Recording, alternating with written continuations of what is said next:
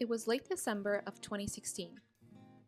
The anxiety of Christmas was prevalent in every household, and, as an escape, my family decided to take a trip to Cuba and celebrate the holidays in the sun.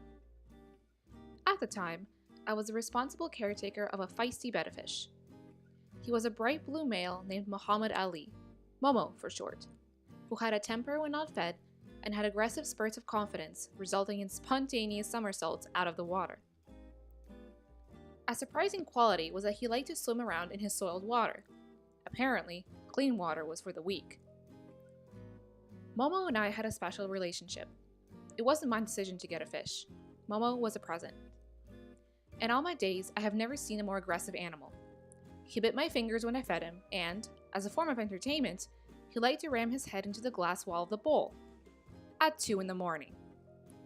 But I couldn't get angry at him, nor could I muster up the ability to give him away.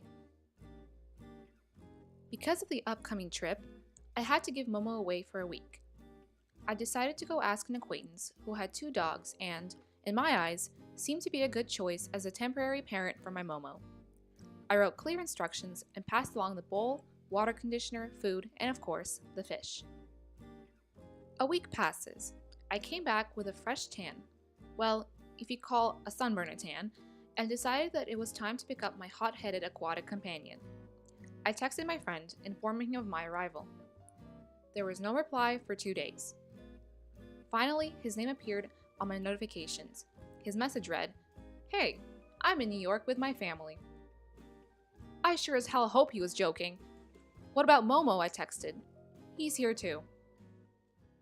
I had to reread that conversation a couple of times just to make sure it existed. To think that my brainless pet would go to New York even before I did astonished me. Questions kept rising up. How did my friend get the fish over the border? How can a fish survive in a cold car? Of course, I did express my surprise, using words that don't usually come out of my mouth. One day later, a reply came. Now he was in Niagara. Another day passed, and he returned home. Finally, I can pick up my fish. I called my friend, inquiring about the time that I can pick Momo up. The moment finally came when I walked into the lobby of my friend's apartment building, barely opening the door with my cold hands, cursing about the security regulations responsible for a 10-minute wait outside. I quietly fidgeted with a string of a gift bag, a little souvenir intended as a thank you gift. The elevator dinged and opened, revealing my friend holding the fishbowl. His shoes squeaked loudly against the fresh cleaned floor as he approached me, struggling to carry all of my fish paraphernalia. He quickly thrust it into my hands, grabbed the gift bag, and staggered out of the lobby, with barely any words being exchanged. I looked down into the water of my bowl. My eyes located a huddled fish in the corner, hiding amidst the colorful stones.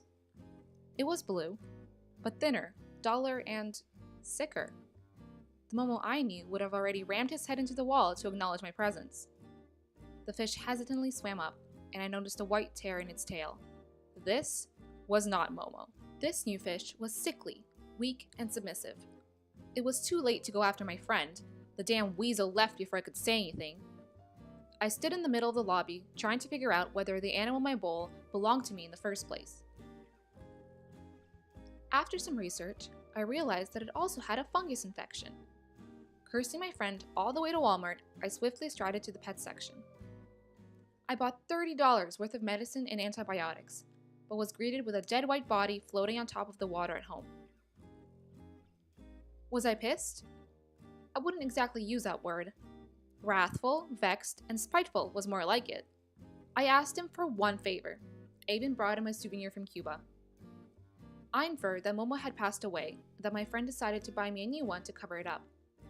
In the end, it turned out that my friend did replace Momo, and that the fish died as a result of questionable pet care. The stories about New York and Niagara were also false, created as an excuse to delay the meeting. As more time went by, I realized how funny the situation actually was. Pet switching is something that happens in Disney TV shows, not in real life. I wasn't angry because my fish died. I honestly hated it. I was more upset about the fact that my friend lied to me. My friend Hasem and I both learned that actions have consequences, and that telling the truth is always better than lying. I appreciate that he tried to fix the situation, but he should know that the truth always comes out at the end, and at least the fish should be similar looking to the original one. I also learned that people take drastic measures to cover up the truth, and that it is better to just confess than make the situation worse. Hastem thought I would forget about this, but he was wrong. The tragic death of Momo resulted in a funny story that I will probably remember for a long time. Who knows, I might even recount it to my grandchildren.